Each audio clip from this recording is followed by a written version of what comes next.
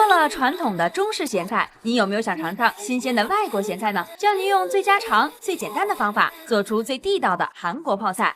虽说是韩国咸菜，可用料却是我们日常少不了的蔬菜瓜果：大白菜、白萝卜、洋葱、大蒜、梨、韭菜。即使从不进厨房的您，也可以轻松做出美味泡菜。相似的原料，不同的味道，看朴实的食材如何变身成华丽的泡菜。走进健康新时代，快乐生活吃出来。您现在正在收看的就是每天带给你好味道以及很多养生知识的健康新时代，我是大嘴。今天我们这里进行的是美食 DIY。说起泡菜，你呢肯定都吃过。一般呢，在韩国的家庭中呢，每天都会必备一点小菜。咱中国人呢也喜欢吃，而这泡菜大多数我们都是买这个外面的成品。如果说你在家里想自己亲自做泡菜的话，怎么做呢？不要紧，今天健康新时代的美食 DIY 教你做韩国的泡菜。给您请来的是王大厨，欢迎王厨，欢迎。好。王大厨呢是一位女厨师，一般在我们这个舞台上呢，跟我们亮相都是男厨师。之前怎么学的？这个烹饪的手艺，因为对料理比较感兴趣，所以说就学习韩国料理。韩国料理比较养生，所以说就一直坚持下来了。坚持下来，那今天就跟着王厨来学习正宗的韩国泡菜，给您讲解很多养生知识的是大家非常熟悉的老朋友了，我们的营养健康老师王静老师，欢迎王静老师。大家好，又见面了。好，现在我们的白菜已经给我们的王大厨准备好了，现在教我们来做泡菜，好不好？这个泡菜啊，说实话，我在家里面做的时候呢，我总会有点担忧，就是说什么样的大白菜是最适合做泡菜的？这个大白菜的选择有没有一些要求？有，所以说在选白菜的时候，一定要选叶子比较嫩绿，然后就是按到这边的时候比较结实一点的，实心的那种，对，就是里面要一层套着一层的这种，对这就属于是这个很好。你知道有的时候咱这个大白菜有这个胶州大白菜啊，包括有一些什么东北的大矮白菜，包括天津绿之类的，咱做正宗的韩国泡菜用的是什么品种？现在都是用胶州大白菜。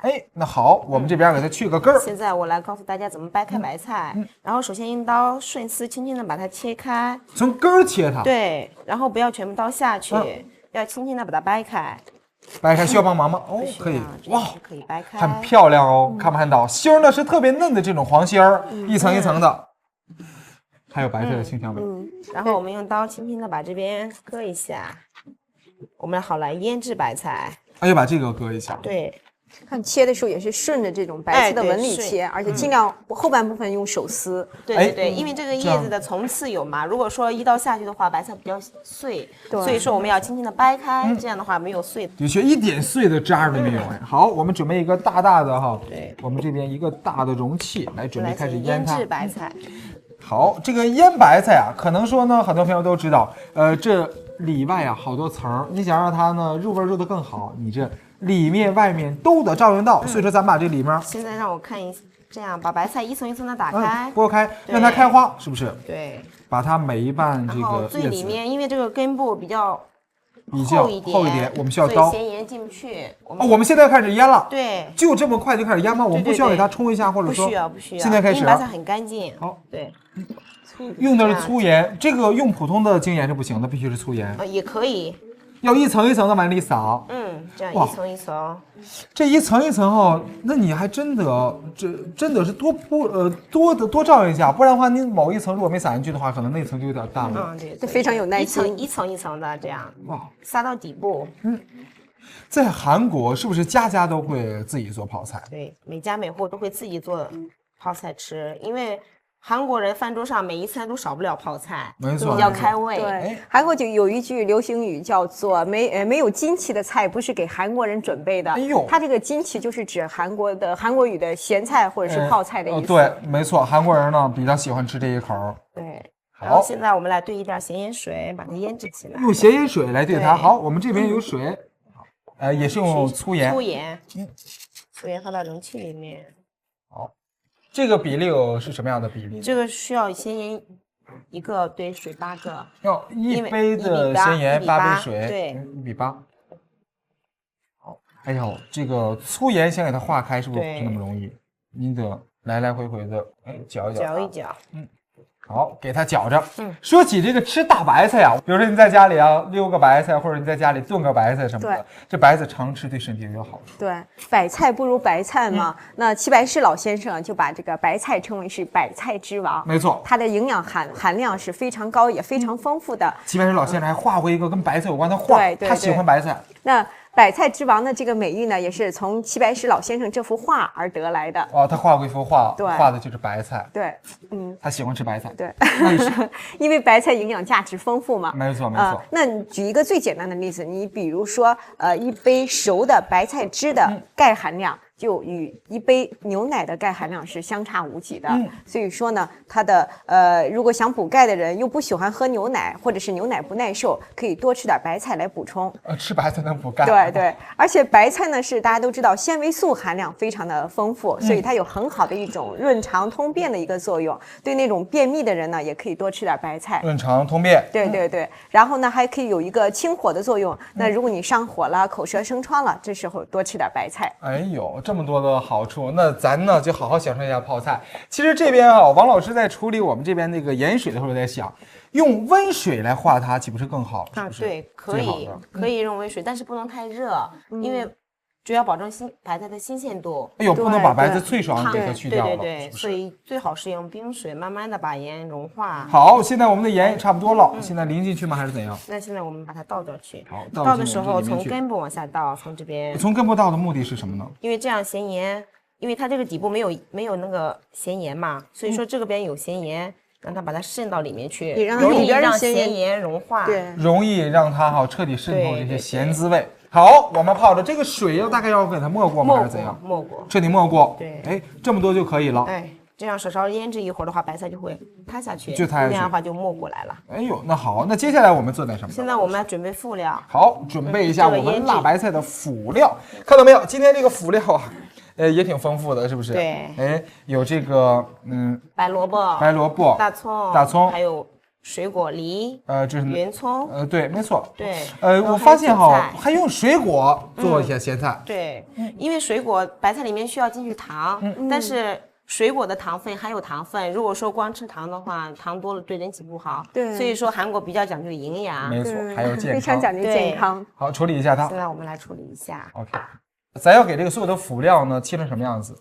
我们先把梨剁碎，圆葱剁碎，要变成沫。对，哎呦好。其实我觉得哈，你看这个泡菜，很多人都说它呢有这个亚硝酸盐，因为什么？因为它长时间用盐渍的话，都会产生亚硝酸盐。很多人说泡菜少吃啊，因为什么？泡菜它能致癌。但是也有人说，其实泡菜它有非同一般的营养。对。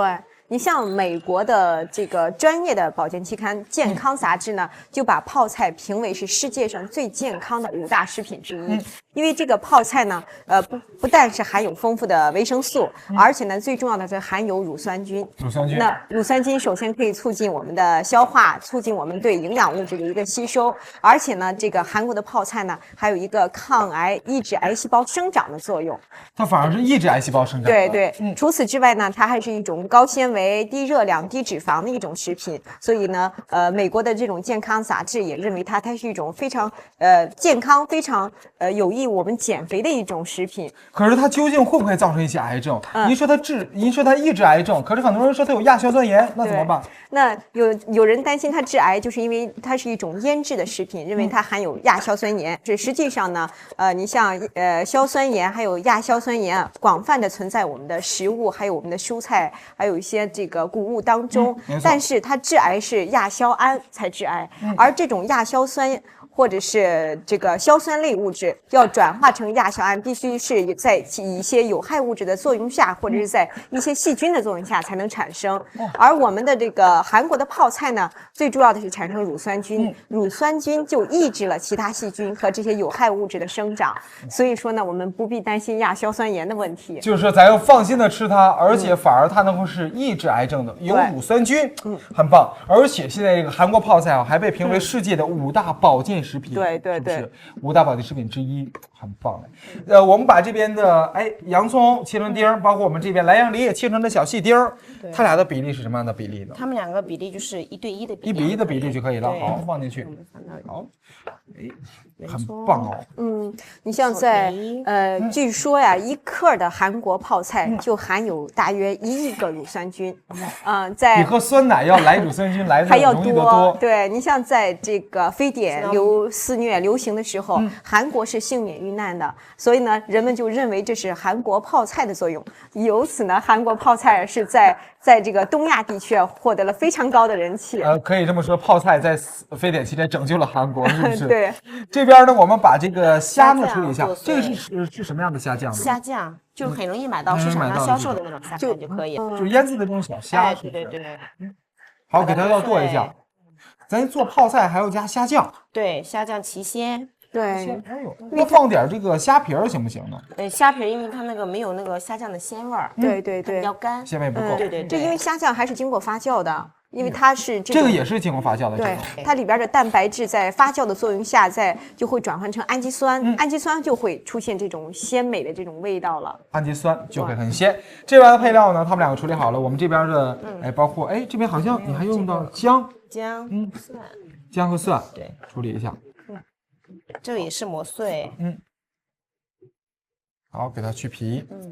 其实吃泡菜总感觉是佐餐的一个好小菜。你看，你吃米饭的时候吃它也行，吃面条的时候吃它也行，哪怕你吃方便面配韩国泡菜都是一绝。所以说，今天我们跟着王大厨学习好这泡菜之后，在家里就可以吃泡菜喽，而且还省一笔钱呢。外面的泡菜卖的很贵，对，真的是。这边市场的泡菜特别贵，没错，很贵。尤其到这一季节旺季的时候。我们说这个韩国泡菜不但是不致癌，而且呢还可以那个预防癌症，因为它在这个制作的过程当中也加了非常多的像姜啊、葱啊这种辛辣的一些调料，而这种东西呢都可以抑制一些细菌的生长，而且呢可以促进我们胃酸的分泌，增加胃酸的浓度，来促进消化的。它很多配料也是帮助我们身体呢保持健康的。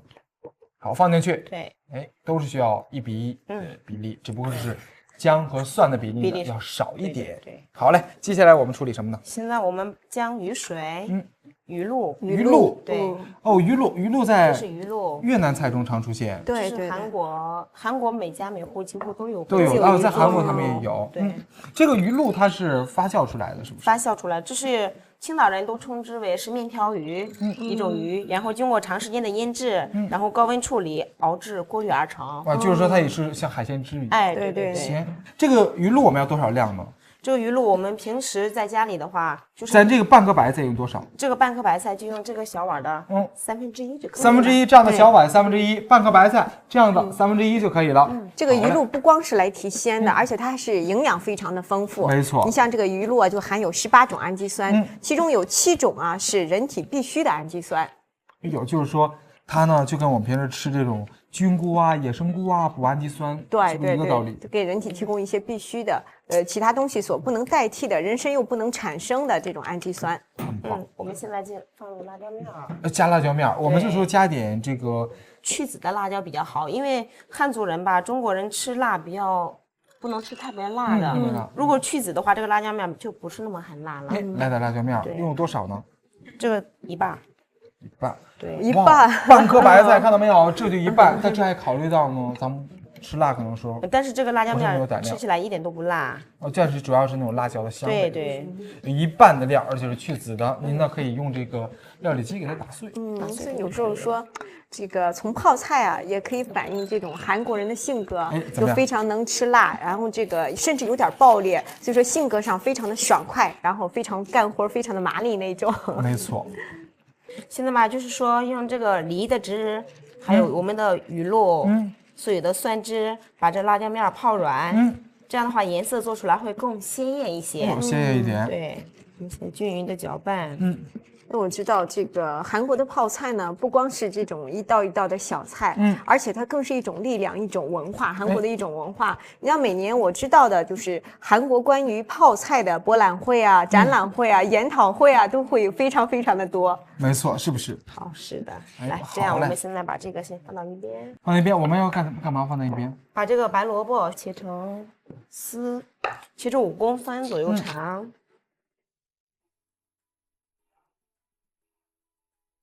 白萝卜切成丝儿，一会儿我们要把白萝卜放进我们这个辣椒面，哎，对，一起放入搅调制里面拌。去。这个腌泡菜干嘛要放白萝卜丝呢？因为这些蔬菜之类的进去以后，有利于白菜的发酵。哦，利于它发酵。对，然后大葱，大葱也来一点，也是丝，也是丝状。哎呦，然后现在把韭菜，加韭菜，对，加颜我们做色比较好看，颜色哦，就为了对，颜色。搭配颜色哎呦，那我们放点葱花也可以，小葱啦之类的都可以。就是这种鲜味比较足。，对，加点韭菜。韭菜哎呦，这边的量也不用太多。不用太多，它就是辅料。好，然后再加香菜一点水来点芹菜，水芹菜啊，这是水芹。对，水芹菜就等于像中国人吃香菜一样，没错韩国人都是每餐都会用它来调味道的。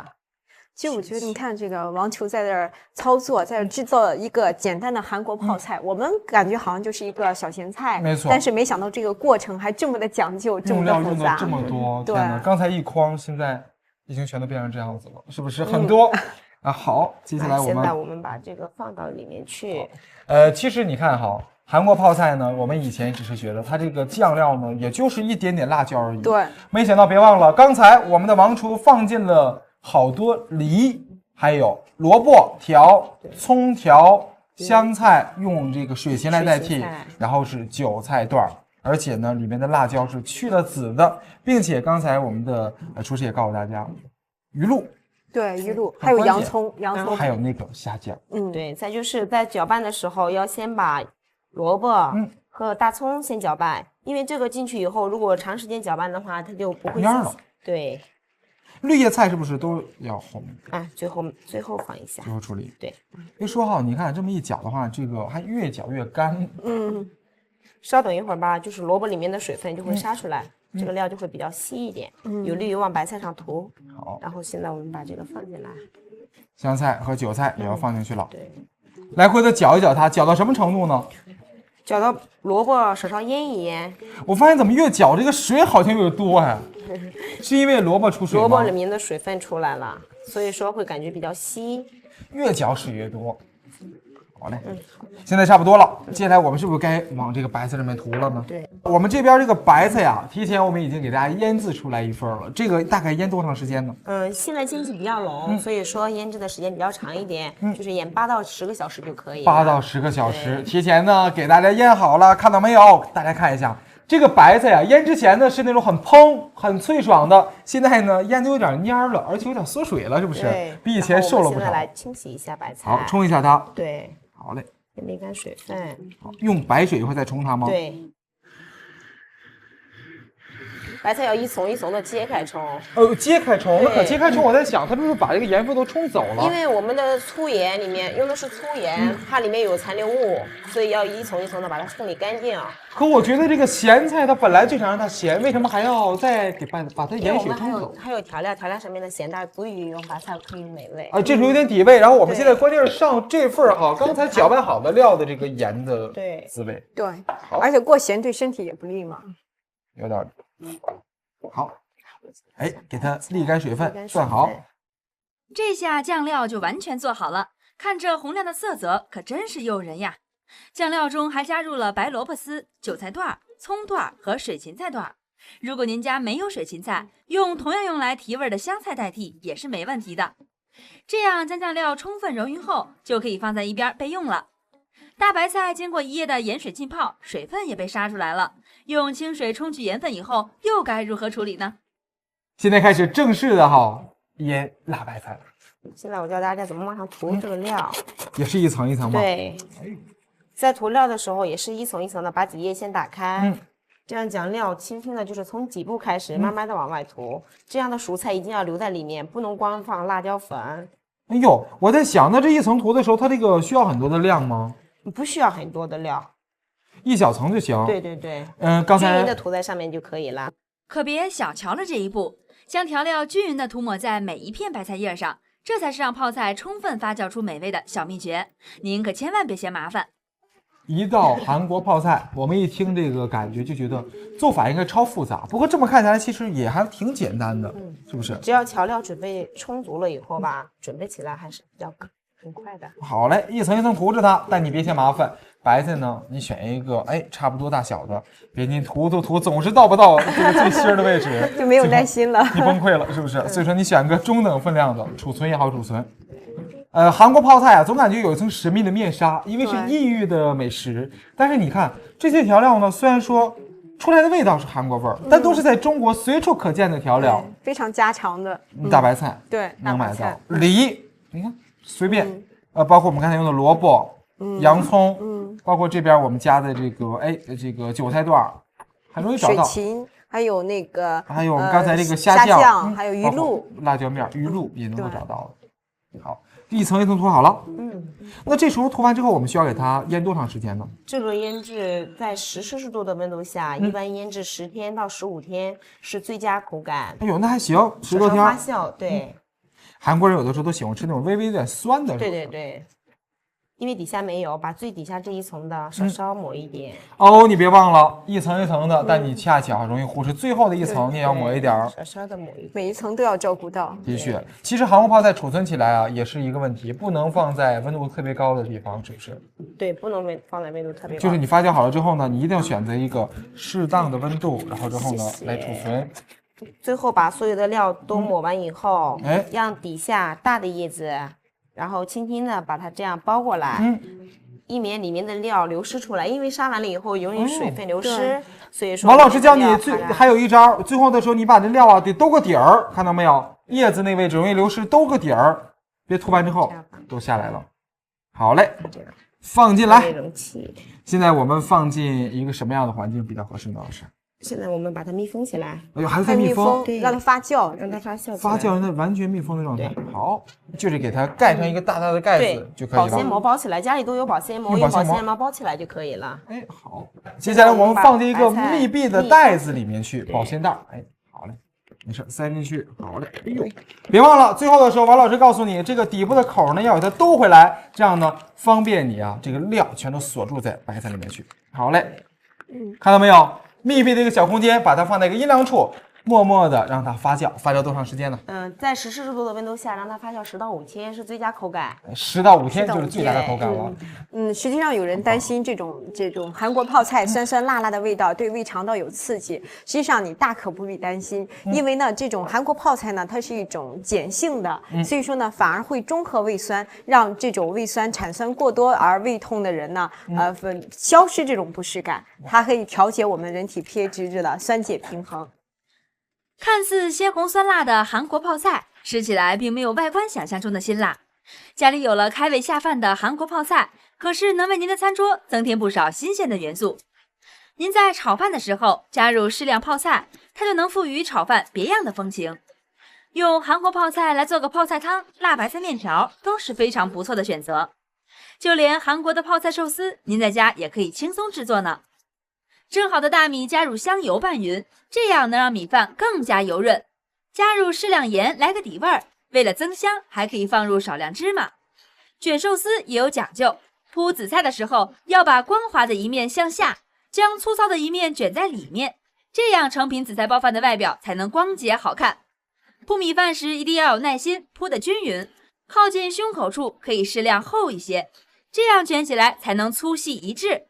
然后放入您喜欢的各种食材，比如生菜叶、鸡蛋皮、萝卜条、牛蒡丝、火腿等等。当然必不可少的就是韩国泡菜了。食材都安放好了，手握住寿司帘，一边用力紧按住，一边慢慢向上推。